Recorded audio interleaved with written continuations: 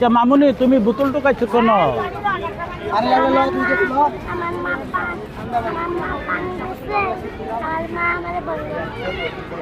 তোমার আব্বু নাই? তোমার আব্বু কই? কবে মারা গেছে? আচ্ছা, অসুস্থ আছিল, মারা গেছে। তোমরা কয়জন ভাই বোন?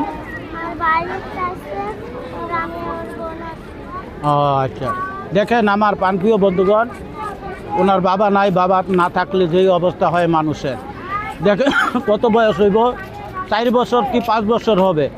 এই দেখেন জিয়া উদ্যানে বোতল টুকাচ্ছে, আর ওনার আম্মু নাকি পানি বেচছে।